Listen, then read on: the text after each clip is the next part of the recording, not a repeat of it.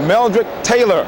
Taylor, the WBA welterweight champion of the world, and he's taking on Ernie Chavez tonight. The name Chavez certainly brings about memories of the controversial loss that he suffered to Julio Cesar Chavez last year. Taylor says that while he would very much like to take on Julio Cesar Chavez again, Ernie will do just fine, thank you very much, in his quest to be recognized not only as the champion of the world, but as the very best in the world.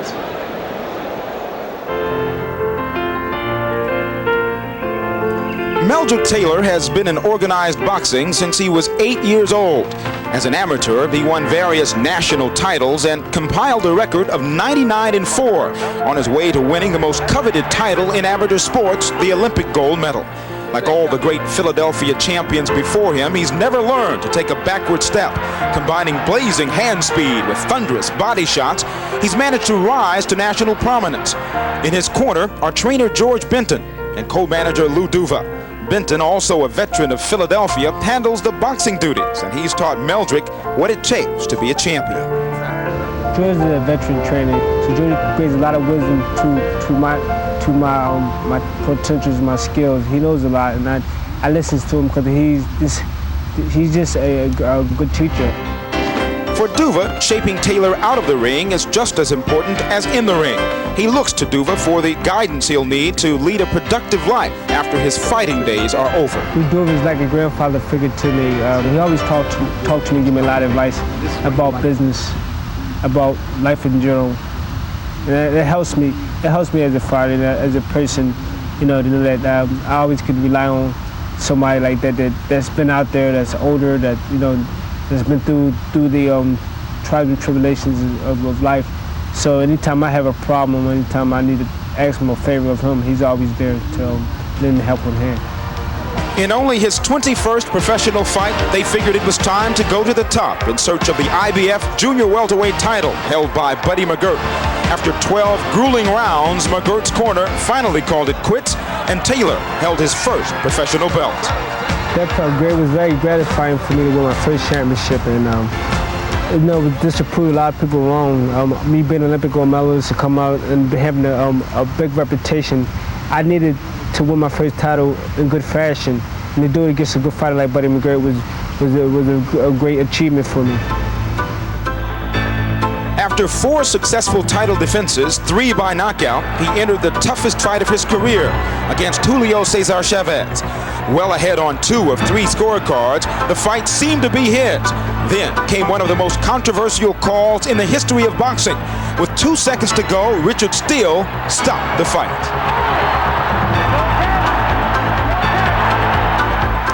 While this loss to Chavez would have spelled the end for many boxers, Meldric has managed to shake it off and is determined to meet Chavez on his own terms. I think he's going to be the star of the 90s. I can't wait for the day that we can get Cesar Chavez in the ring, because he's going to chase Cesar Chavez out of the ring. And I would hope to do it for TVKO as quick as we can do it. And I think after that fight there, people will know who Meldric Taylor is. The funny thing is, even though in his losing effort against Chavez, he came out more of a star than he had been previously. Since his loss to Chavez, he realized it was time to move up to 147 pounds. In only his second fight in the welterweight division, he went after WBA champion Aaron Davis.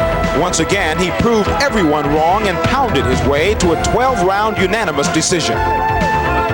Winning against Aaron Davis at welterweight was a tremendous win for me, tremendous experience to move up from 140 from a defeat of that magnitude of Julio Chavez, and to recapture being a world champion at a welterweight division. This renewed my whole faith and confidence that I am a great fighter. Tonight, he meets Ernie Chavez, a tough southpaw from Southern California who's celebrating his 30th birthday. And Chavez, who's 15-1 in his professional career, Taylor knows he's facing a fighter who's got nothing to lose and everything to gain. Well, you just go in there as confident as you can, like each and every fight. You take this fight like you take every other fight. You train hard, and then you get motivated, and you go in there and do what you've been taught to do. And this guy is no big name, but I feel motivated because I know this is a challenge that I had to beat this guy just to go on to the next phase of my career. If he gets past Ernie Chavez tonight, we can look for Taylor to ultimately try to unify the welterweight division. But first and foremost in his mind is a chance to avenge his only loss against Julio Cesar Chavez. My plan is to beat Ernie Chavez and go after a big fight with either Julio Cesar Chavez or Hector Camacho sometime in December, January. That's my next goal, is to recapture the glory I had with the Chavez fight and next time come out with a victory. One upset is in the books. Will another one follow on this triple header night? Right now, it's WBA champ Meldric Taylor against Ernie Chavez in a 10-round welterweight fight. For the action at ringside, let's go to Lynn Berman. Lynn? Okay, thank you very much, Cambrell Marshall. As everyone else, when they said we would be doing Taylor Chavez, I said, oh, that would be great. Well, maybe as Lou Duvas said, somewhere down the road it will be Julio Cesar Chavez. And I know, in speaking with Taylor this morning, the last 18 months, that his mind has been dominated by what happened with Julio Cesar Chavez. Did you see the spark in his eye when we started talking about Julio Cesar Chavez and whether or not he wanted to fight him again? And then asked the question whether he thought Julio Cesar wanted to fight him. Right. He didn't think Julio Cesar was as anxious as he is to get back. So how does Meldric Taylor avoid looking way past tonight's fight? Well, I think he does that by doing what he did, and that's working hard in the gym, and Lou Duva confirmed that. Lou said he didn't train as hard as he should have for the last fight, but this fight he was real happy with the way he trained, and I think that should be the key factor. All right, realistically and frankly, how much of a chance does Ernie Chavez have tonight? Well, you know, it's a young man with, and not a young man, he's 30 years old, just 3 years into his career, only has 15 fights. He's in there with somebody who was a world amateur champion at 17 years old. So, you know, on the books, this is a real long shot for Ernie Chavez, but he is a southpaw. Right. Taylor hasn't fought many of them. He is a hard hitter. He's a true welterweight. So he's got a shot if he lands a good solid punch early and maybe follows it up. But I think over the long haul, it's got to be Taylor. Okay, let's start with our Goosen's Corner feature and begin with Ernie Chavez. Right. Ernie Chavez, like I said, what he's got to do really is maybe start fast and catch Meldric Taylor off guard somehow. That southpaw stance is confusing, and it just might work for him. Catch him early, get inside, maul Taylor. Don't let Taylor dance around him, box him, or use that speed. Nullify that speed by getting in close and try to land his punches. And Ernie Chavez, 30 years old today in the ring, and he's quite an accomplished musician. In the ring, he's 14-1 with 8 knockouts. Outside the ring, when we saw him this morning, he was standing on the balcony of a motel playing his guitar with a harmonica braced as well and singing. Well, he was good. Quite good, yeah. No, he was excellent, as a matter of fact. I started singing along with him. I said, can we have a hootenanny? And well, let's see if his boxing can measure up to his musical talent. All right, Goosen's Corner for the WBA welterweight champ, although this is a non-title fight, Meldric Taylor. Meldric Taylor, what a great fighter he is, and what an unfortunate experience he had to go through with Julio Cesar Chavez, but what he's got to do is use that experience that he's gained in all these fights. Here's the two things that I think are a necessity for him. Use his speed, use his combinations, and his experience in this fight should be his. And a happy birthday to Ernie Chavez. That's his home county, Orange County here in California. Taylor, like Breland, said, I'll knock him out. I'll win early. Well, it didn't happen for Mark Breland, and we'll see what transpires here as we await the ring entrance of Meldric Taylor. We're at the Arco Arena in Sacramento. Big crowd on hand. And now Taylor starts to wend his way toward the ring.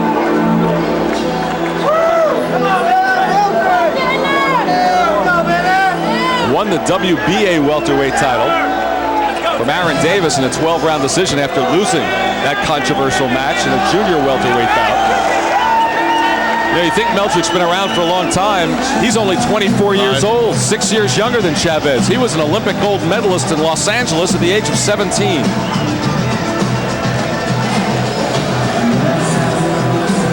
And here comes Meldric Taylor from Philadelphia. And his record, that one loss to Julio Cesar Chavez, also a draw on his record, and 14 knockouts. He, along with Mark Breland and Pernell Whitaker and Tyrell Biggs, the class of '84, the gold medalists, Holyfield was a bronze medalist that year in Los Angeles. And our tail of the tape for tonight's second feature. Taylor 6 years younger, a couple of inches smaller, same weight, and a reach disadvantage. But if you didn't know anything about Meldric Taylor, you'd say, oh, you know, Ernie Chavez, he's got the stats and the numbers, but we know a lot about Meldric Taylor and his hand speed. And our rules for this 10-round fight: California state rules, it's the 10-point must system. No standing 8 count, no 3 knockdown rules, saved by the bell only in the 10th and final round. The doctor or referee can stop the fight. And now let's go up to the ring for our announcer, Michael Buffer. Once again, ladies and gentlemen, this bout is a presentation of Don Shargan Productions and Main Events in association with Cedric Kushner Productions. The 3 judges assigned at ringside by the California State Athletic Commission are Hank Ellis Pudu, Jack Campbell, and Prospero Montano. And the man in charge of all the action after the bell rings is the referee, Terry Smith. And now, ladies and gentlemen, this bout is scheduled for 10 rounds, and it's in the welterweight division. Introducing first, in the red corner, wearing the blue trunks with black trim and weighing an even 149 pounds. An excellent professional record, 14 victories with 8 KOs, only 1 defeat. Ladies and gentlemen, the pride of Orange County, California, Ernie Chavez.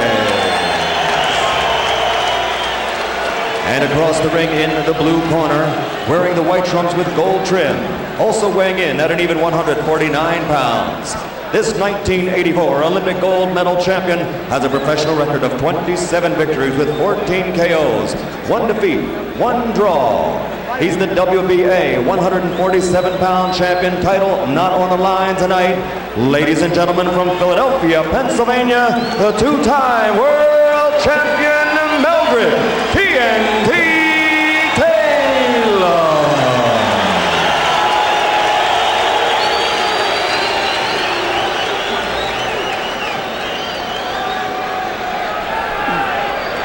Okay, gentlemen, you already had your instructions in the dressing room. It's your obligation to know the California rules and abide by them. Touch the gloves now. Come out fighting. Good luck to both of you. Chavez told us he was just happy to be here. He was like a kid in a candy store. He says, I know I won't get a decision if it comes to that. So that's what he's up against. The thing that he was most disappointed about, though, was that it wasn't for a world title. It is a non-title fight. Right. If you're wondering about that draw on Taylor's record, Howard Davis 5 years ago in Atlantic City. All right, round 1 scheduled for 10. Southpaw Ernie Chavez catches a right hand from Taylor. See the hand speed of Meldric Taylor. And a low punch there. Perhaps another one from Taylor. Warned to keep it up from referee Terry Smith.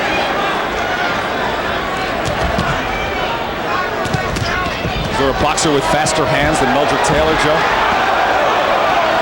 Probably not faster hands, but maybe quicker hands, and that's Sweet Pea Whitaker. What's going on here? A point already for a low blow? What?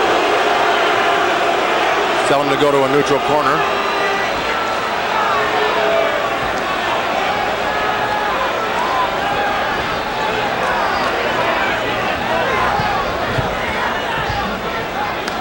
Taylor landed a couple of low blows early. Oh, left hand from Meldric Taylor.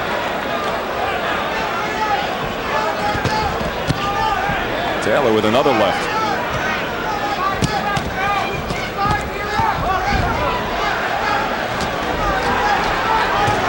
Ooh, catches another left hand and a left hook to the body and a left to the chin. Ernie Chavez gamely trying to fight back. Crowd appreciates it.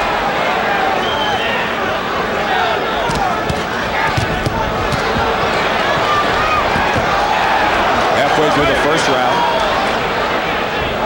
Meldric Taylor already bleeding from the mouth, whether that was a result of a headbutt or a straight left hand, I don't know, but he's bleeding already. Good right hand from Taylor. If you remember in that Chavez fight, he swallowed all sorts of blood.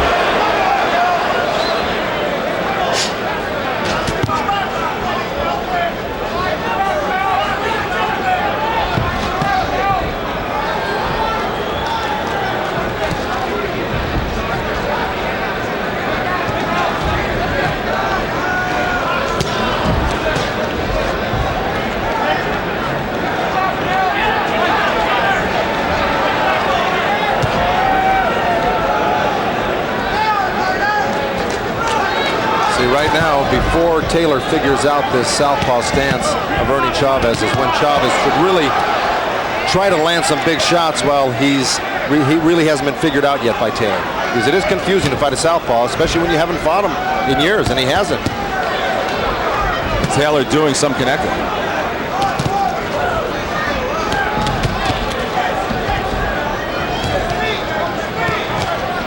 Oh, nice little headbutt from Meldric Taylor. Taylor told us earlier in the room today when we spoke to him that he saw no film on Ernie Chavez. It's really it's the first time he's looked at him.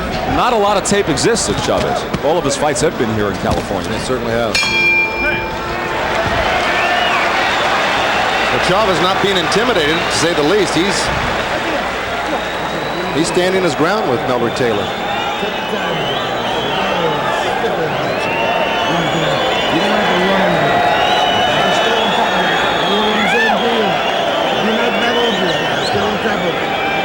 Hit him in the spots I designated for you. Right? So you're throwing punches too fast.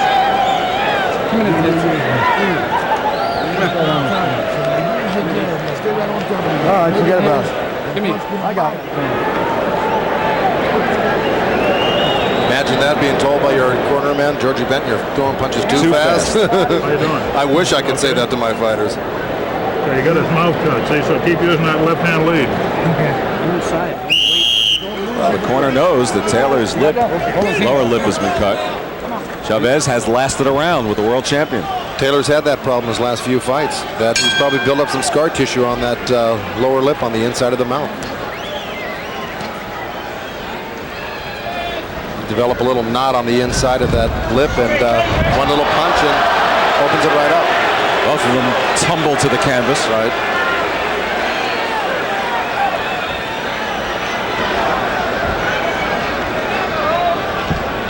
Chavez was a high school wrestler. He's reverting back to that old style here. But, you know, that could serve him well on the inside. Uses strength, uses leverage. A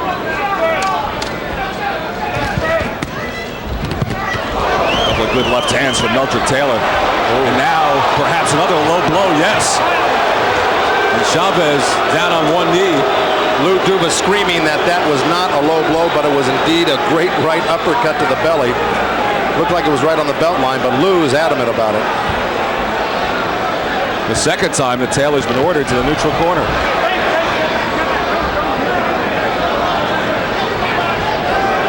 No points have been deducted.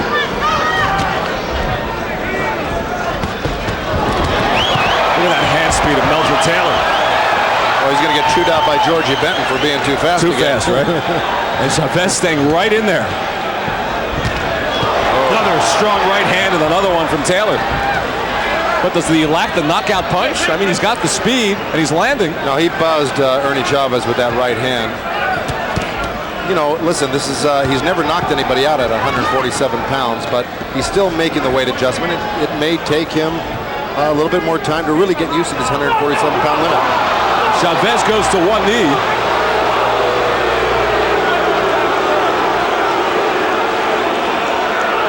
Well, Taylor not counting. No, and he's not taking a point away. So if it was a body shot, he just dropped to a knee. If it was a body shot, he should count him out. If it was a low blow, he should have taken a point like he said he was. Well, if Taylor was smart, he'd go right back to that belly, just like he did there. And again, furious action in the middle of the ring with less than a minute to go in the second round. That was a low blow from Taylor.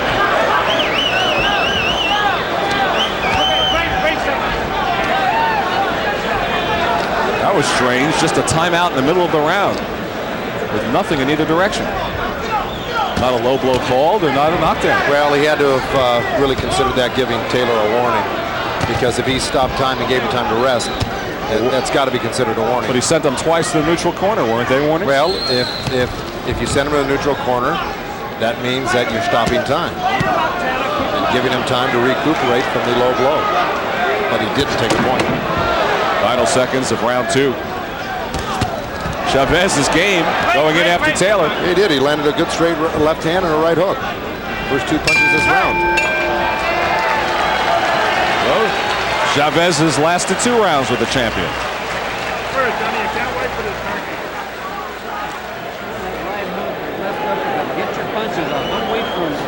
Let's see if this was a low blow or a good body shot. I was right on the belt line. That was a low blow. Okay, yes. right. That one did stray low. Now, I don't think that was the one in question, but there was another one. That was a low blow again. Yep. I don't think that was the same shot. That was the second shot, and Meldric Taylor is saying that was a body shot. But indeed, both of those were low blows, right on the cup. Yep. Get off first. Put punches and You know, you're allowed to hit the black belt line there. It's below the belt you aren't allowed to hit. You can hit someone on the belt line. Well, there he is. The IBF Junior Lightweight Champion, Tony Lopez, trying to avenge a draw to Brian Mitchell. That's our main event. Hometown hero, Tony Lopez from here in Sacramento. Had lots of trouble making weight, which we'll talk about a little bit later on tonight. Round 3.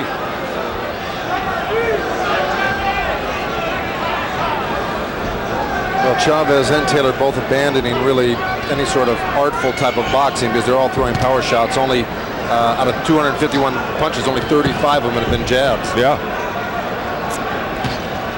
Well, there's one jab from Taylor. 36. Here we go again.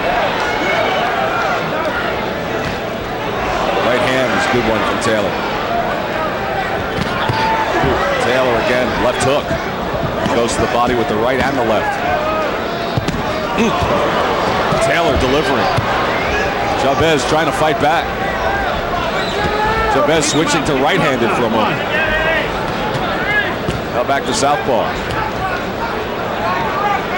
Gutty kid, this Ernie Chavez. Oh, not a kid. 30 years old. He's 6 years older than Meldric Taylor. You keep forgetting that. Well, what seems to be happening here, though, is that the body shots or the low blows are really starting to slow Chavez's punches down. And he's really going in more of a defensive mode here. To show you how tough Chavez is, when he was an amateur jogging in Texas, the national tournament, he was run over by a truck. And Taylor, he just got hit by another one there too. And now Taylor going after him. Tough shots from Meldric Taylor here in the 3rd round.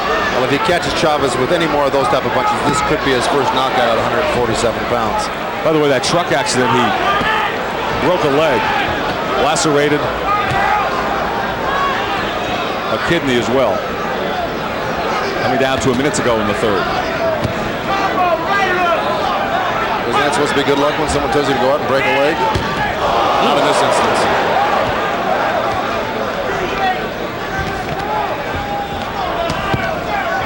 Oh, Taylor again connects with the left He's just hook. countering And so Chavez quick. comes back with a left of his own.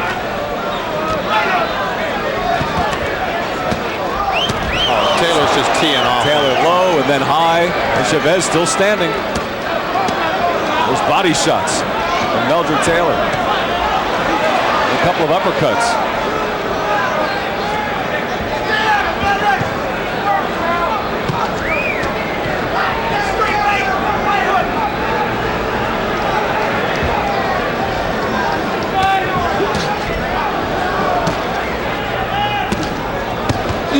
Two more tough shots from Taylor.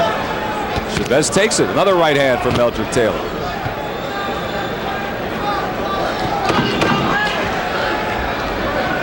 Well, Chavez is really to stay in this fight. He's going to have to do something drastic because right now he won't last another 2 rounds at this pace. Not getting hit with those type of bombs. Big round from Meldric Taylor. Crowd's appreciative. Listen, beautiful. That's perfect. Now listen. Take your time. Don't rush it. And John Saraceno, our guest judge tonight. How do you score it, John?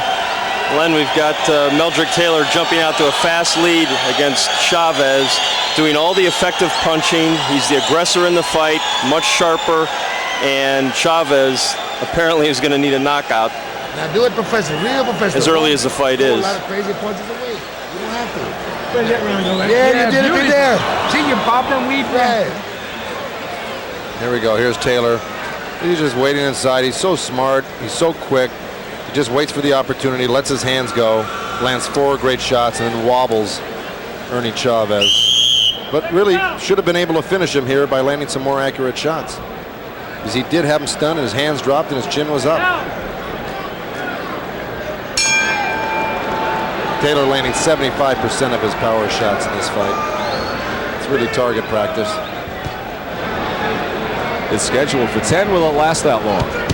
All Taylor through the first 3. Another low blow is right.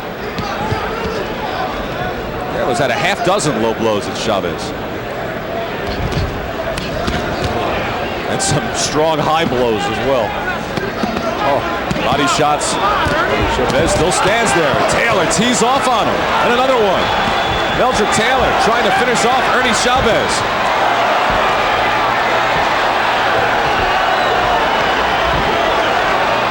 Chavez absorbing a pounding. He just won't go down. Well, one of the things Chavez said was one of his best attributes was his conditioning, and he's got to be in tremendous shape really to absorb these type of punches. These are good, solid shots that Meldric Taylor's just getting so much leverage on. And he can do that because of the lack of experience from Ernie Chavez. Chavez sneaks in a left hand, and Taylor staggered backwards for a moment.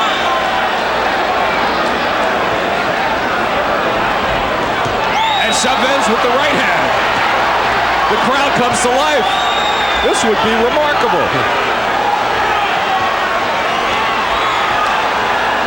Did Chavez get hurt by that, or did he just fall off balance? It looked like he intimated he just fell off balance there. Chavez landed a couple of blows. It continued. Oh, Taylor smacks him with the left hand to the body again.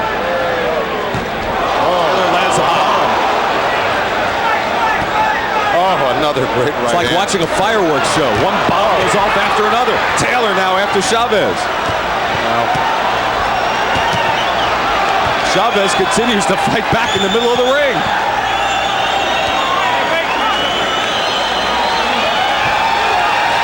The crowd loves it.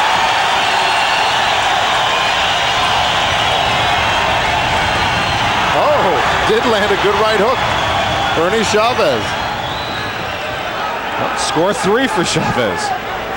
Tries with another right. I think Taylor's a little weary from throwing those 20, 25 some odd punches. And Chavez with the left hand.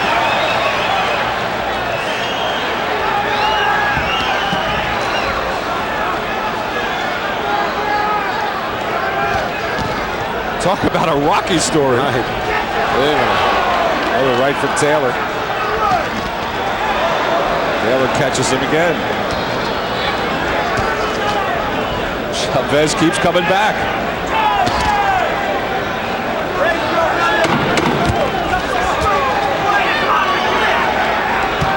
Well, you start asking yourself, is Chavez got that great of a chin, or does Taylor just not hit that hard at 147 pounds?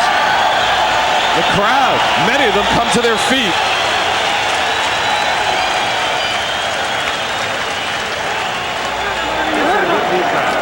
Hey, this guy's ready to go.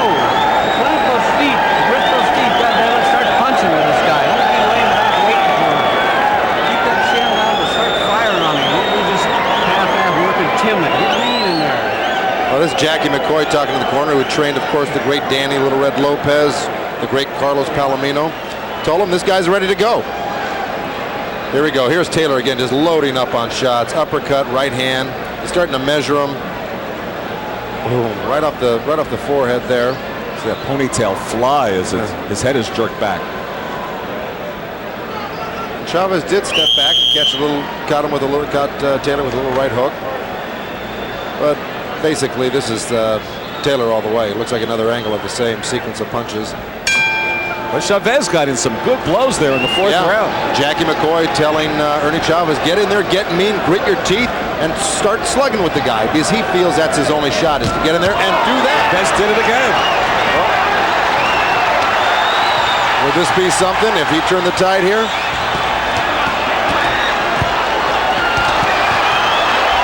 Taylor must be saying to himself, I'm getting tired of guys named Chavez. But the thing was, Julio Cesar didn't do this well in the fifth round.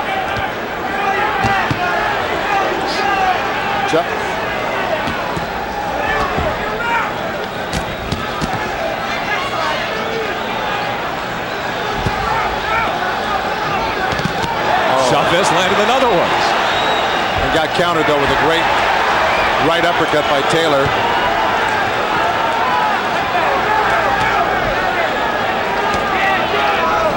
Taylor expended a lot of energy in those first few rounds, throwing all those bombs. He's probably taking a little bit of a breather here before he comes back strong. But this is a good opportunity for Chavez to let it hang out and see if he can do some damage here. A little low blow from him. Taylor had to point it out to so the score is now Smith. 8 or 9 to 1. Right. But certainly that hand speed we saw from Meldric Taylor has faded a bit here as we've reached the 5th round. Trying to pick it up here, Taylor is. Taylor hits Chavez, and Chavez comes right back.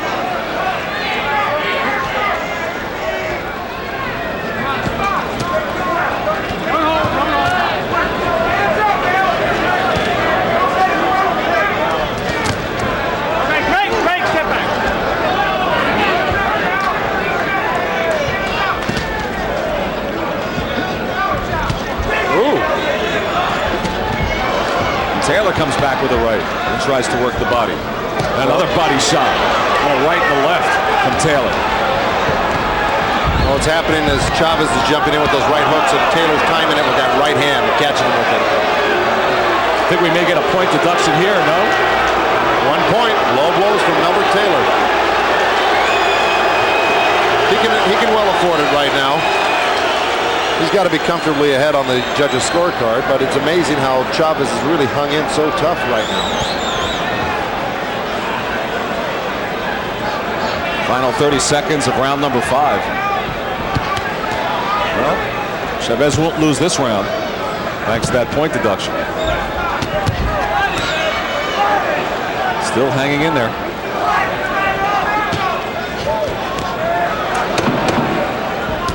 Taylor scoring, and again with the combination.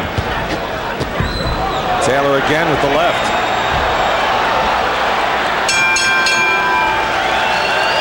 Oh, one rough character, this Ernie Chavez. Once again, a very appreciative Arco Arena crowd in Sacramento. And that could well be a 2-point round for Chavez. If he scored the 10 points for that round, and with the point deduction, that could be a 10-8 round. Here's where the point was deducted. That was it. It's the same punch he's hit him with 3-4 times in a row or more. That right uppercut. Slips inside the right hook, dips, and throws that right uppercut. It just comes too low. I'm not sure Chavez had enough to win that round outright. No, but I'm saying it was he performed quite well in the first 30 seconds of that round, where he landed some good punches, and he could have swayed some judges there. Well, we've had some terrific fights. This is our second trip to Sacramento. This is Ryan Mitchell. He will be the challenger.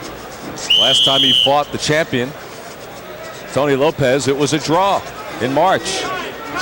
He's trying to walk into his hometown, walk away with a title, much the way Edwin Rosario did to Loreto Garza the last time we were here.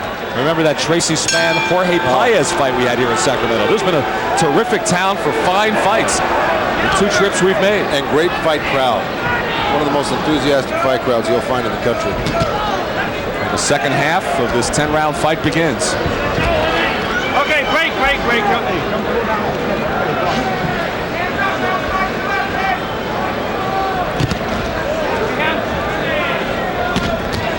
Chavez dipping low with his punch. He scored once to the body and a low blow. Now Taylor. Taylor really content to stand right in front of Ernie Chavez, whose only chance is to have him stand right in front of him and catch him with a big shot.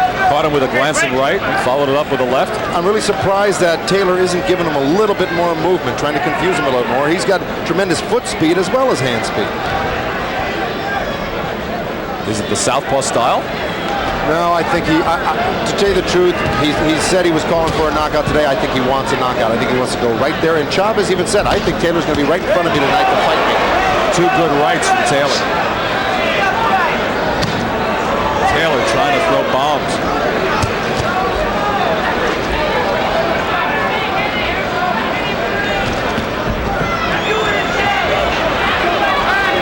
I'm not sure what Chavez has left. He's trying up against the ropes. His power is lacking punch. Taylor playing a little possum here, just blocking some punches. Hoping Chavez will wear himself out a little bit, and he's going to come back with a good flurry like he did last round. Right there. Bang, there he goes. Taylor's after him now. Here he goes, up against the ropes. Meldric Taylor goes to work, and Ernie Chavez. looks like the last fight. Better fight Chavez is trying to fight back. That's right, and he's got Breland. to, or they'll stop Taylor's it. all over him. Still fighting. Don't stop. Oh, he does stop. And now it's stopped. Meldric Taylor's won it. And he jumps up on the ropes. Well, you can smell that coming. A carbon copy. 2 fights in a row. 6th round. A relentless attack on the ropes. First, Jorge Vaca, and now Meldric Taylor. But what a dynamite performance by Meldric Taylor. Did he look phenomenal and proved the point at 147 pounds that he can punch. And this is what he needed, was a good knockout like this, man. A couple of fans are booing in the crowd. At least Chavez tried to fight back a little bit, unlike Breland. There was Taylor biding his time on the ropes. He came out with his tremendous flurry, and it must have been a 40 punch combination because he just threw leather from all angles. And Chavez just couldn't escape it. The punches were coming too fast, too hard. He had to go into a defensive shell. Tried to come out of it with a punch here, a punch there, so the fight wouldn't be stopped, but he was just overwhelmed. Referee Terry Smith keeping an eye on it. He's definitely hurt there, and I think he would have gotten more of the same. And I think he really spared Ernie Chavez from any more of this type of punishment in the next round or two. That I think it would have been more of the same here. Yeah, I thought it was a good call. Here's another look at the action from Meldric Taylor. And we saw from a couple of angles, none of those punches were low. They were all above the waist. Taylor continued to assault. The punch count was 42-7 in that 6th round in favor of Meldric Taylor. And the crowd cheering right now for Ernie Chavez, as well they should.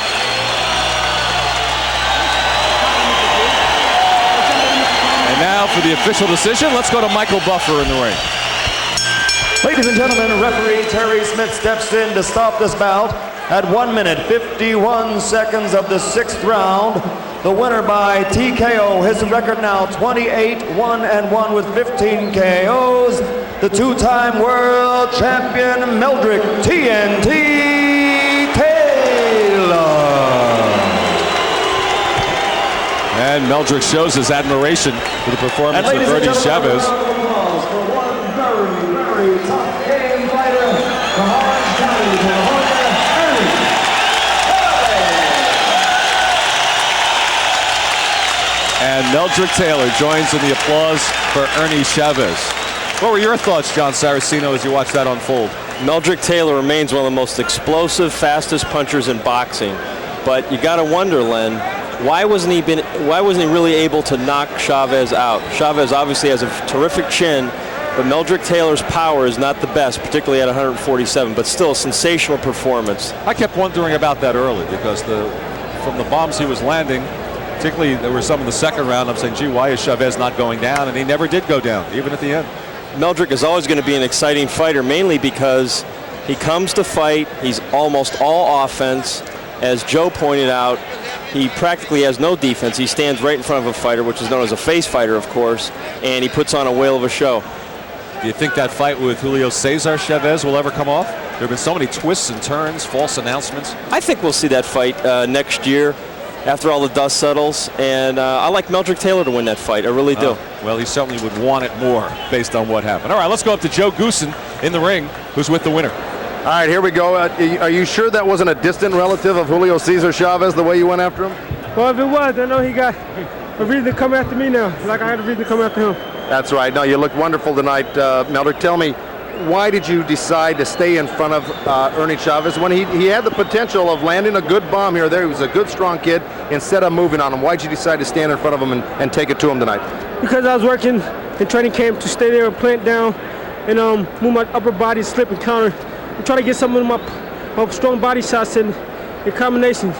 And I felt my timing was on today, so I wanted to try to give it a test. I was going in with this kid and try to give him some of my power shots, and fortunately I came in the right time and got him out of there. Are you trying to make a statement in this welterweight division that you are not just a fast-handed mover and a boxer, that you can knock out 147-pounders? Well, I still definitely got to prove that I'm a natural welterweight, and they keep hitting the best welterweights in the world against me, and I keep knocking them down. So 140 pounds is out of the question anymore? You're never going to make that weight anymore? No, never. Never, ever make 140, never. No, you said 140, maybe 154 at a later date. If you fight Julio Cesar Chavez again, and I'm sure that fight's got to be in the making, what weight are you going to fight him at? 147. 147. 147. Is that agreed upon by both Julio! guys, or right now? Or He's champion. If Julio Cesar Chavez thinks he can beat him again, let him come up. But he's coming up to 147. Come on, Julio, come I don't on, care waiting what on he you. weighs, but it's going to be for the 147-pound title. when do you think only that man fight I may want. take place, and when would you like to see it take place, I'd Lou? like to see it take place tomorrow if I could. You know, on, Chavez. we're ready to Come on, sign. Chavez. We're ready to sign. Don King, bring Chavez out of hiding and let him come fight me. If he Are you shows. saying that Don King is protecting Julio Cesar Chavez from you? Absolutely. What we want to do is fight him right on here on TVKO. Let's make the Julio! match. Let's make the match. Julio! If he's out there, let's make the match. If Julio Cesar Chavez isn't in the immediate future, if Don King is protecting him, hiding him from Meldric here, who do you foresee yourself fighting next? We don't know at this point here. You know, there's Simon Brown. There's, geez, I don't know who the heck is out there right now. Camacho. Yeah, Hector Camacho. You know, who else is out there? If you cannot get the fight you want at 147 pounds, will you move up and challenge maybe somebody like a Terry Norris? Sure, there's a possibility.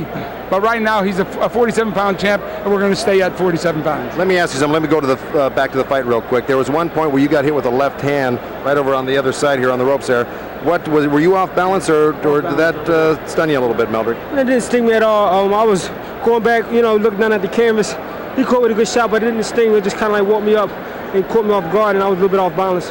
But I, you know, it wasn't hurt. I collected myself and, you know, came right back. And he didn't hurt me that one time. Can you get yourself into better shape for Julio Cesar Chavez, more so than an Ernie Chavez? It'll be a different style, Joe. But let me tell you something. Say something good about Ernie Chavez. He fought a hell of a fight tonight. A good, tough kid. He's to be reckoned with in the future. Listen, Len and I had nothing but praise for the kid because he stood up there and he tried hard and he gave it his best. No doubt about it. That's right. Listen, congratulations to both of you, and well wishes to you in the future, and hopefully you get that dream match that you want, a rematch with Julio Cesar. Let's get on. All right, Lou, congratulations. Len, back to your ringside. Well, the furtive cry of Meldric Taylor. He wants Julio to come out and fight him. Would it be here on TBKO, or would Don King want control? That's something that would be decided down the road. But let's say he doesn't fight Julio Cesar Chavez next. He mentioned Hector Macho Camacho. Wouldn't that be a fun fight to watch, Meldric Taylor and Camacho? So we've had two nearly carbon copy endings. Both happened in the 6th round. In the first fight, Mark Breland losing to Jorge Bach at 147 of the 6th. And here in this fight, Meldric Taylor defeating Ernie Chavez 4 seconds later, 151 of the 6th round. So that's the story through 2 fights. Let's go to Campbell Marshall with our